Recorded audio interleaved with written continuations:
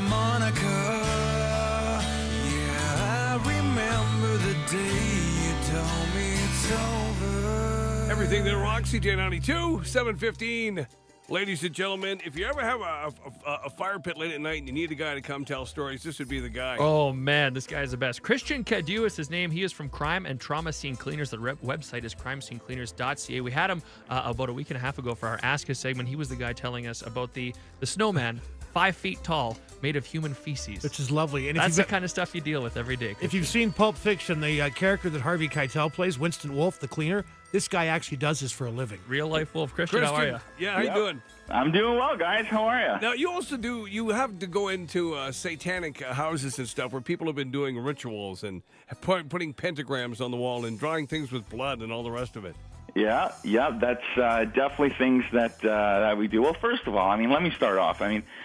By no stretch of the imagination am I a Ghostbuster or is our company anything as even remotely close to that. But you've got to understand, regardless of what each and every individual's religious convictions are, the fact of the matter remains is that very shortly after a human body passes on, there are weird things that happen, and yes, we have decontaminated environments that were unfit for human occupancy that were used by the Satanic Church, where rituals were performed, where perhaps pets and other things may have been sacrificed. Oh. And while we're working in these environments, John Hurt in the movie Hellboy, he said a line. He said, "In the absence of light, darkness prevails, and there are things that go bump in the night."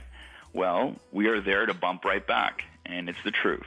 And the fact of the matter is that there are weird things that happen and take place, but we have to work with it, and we have to endure it, and we try not to get involved. We try not to observe it so much and just keep going with our day-to-day routine. And, some of these weird things that take place, we've seen it all. I've heard it all. We once...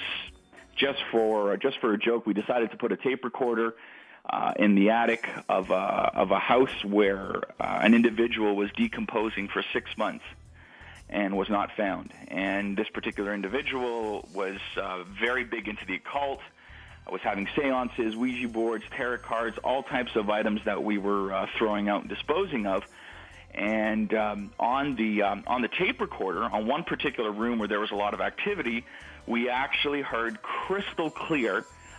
You specifically heard a voice saying, "Help me, please," and it just about scared the bejesus out of everyone. Wow, awesome! And I know it sounds weird. I know it sounds like no way, but I've got nothing to. I wouldn't put the credibility, the reputation of my company on at stake and sit there and come up with these stories, but. Yeah, there's a lot of spooky things that happen, and while we're working, depending on the circumstances and depending what's taken place and where we're at. Have you ever had a body move, when rigor mortis sets in and whatnot, and you guys have to go in there? Have you ever had a body actually bolt upright or pass gas while you're doing that? No, that would probably be more of my wife's. She's a mortician, right? She's a mortician, your wife, right? Yeah, she's a mortician, and absolutely, They have to do things like that, and you know what? There has been the occasion where a elderly gentleman, Mr. Winky, has been struck by a set of rigor mortis. Really? Oh no! And the only way to get Mr. Winky down is by giving him a happy ending. No! If we're talking about what I think I just lost my breakfast. Holy wow. Have you ever lost yours? Have you ever have you ever puked at a crime scene, Christian? You know what? I will admit, in my early days, absolutely unequivocal. We all do.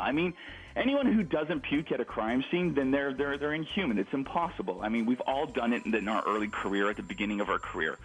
The problem is just to ensure that you don't puke in front of a client, because then the client's going to lose all faith and credibility in you and your company. Well, you're human. it's going to happen. Yeah, it does happen because, the odor is so bad that the odor is a form of sulfur dioxide, and that which emanates from the human body, and it's airborne.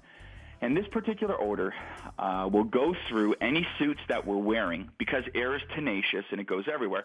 So what happens, it gets absorbed through our skin, And the next day, when we go poo-poo, in the morning, our poo-poo smells like decomposing flesh. Oh, boy. See, you should make millions of dollars doing your job. Honest to God. Yeah, I certainly don't think we get paid enough, but For those people who've never smelt a dead body, I never have. What can you compare it to?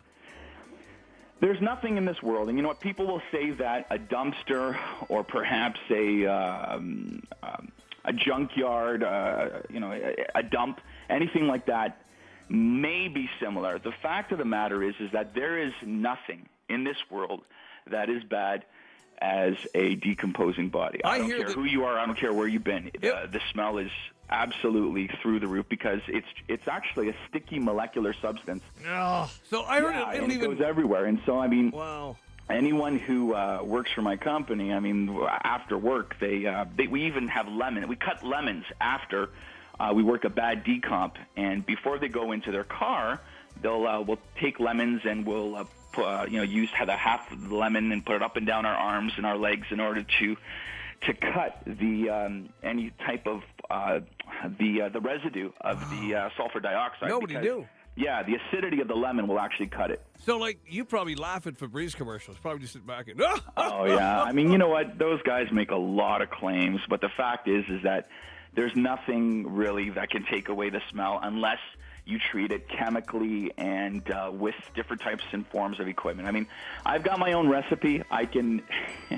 everything from ethnic cooking to decomposing. That curry will kill anything. Hey, you left us with a gem last time. The 6-foot snowman made a poo. Leave us with a good one today. Okay, I'll leave you guys with a good one. I've got two of my technicians who are probably two very large individuals. No one would mess with these guys. Whenever I have a problem collecting with a client, these are the guys that I send in. Yeah.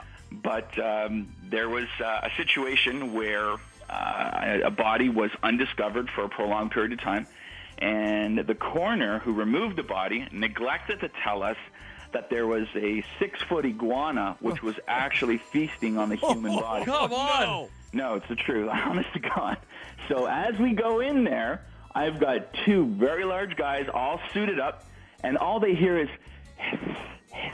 When they take a look at the left corner of the room, and there is a 6-foot iguana with human blood on his mouth that starts charging them. And I've never seen two grown men run so fast. Wow! Fantastic! Oh, that is awesome. That beats the 6-foot snowman full of poo. Absolutely. Christian Cadieux, thank you so much, my friend. My pleasure. 724. How would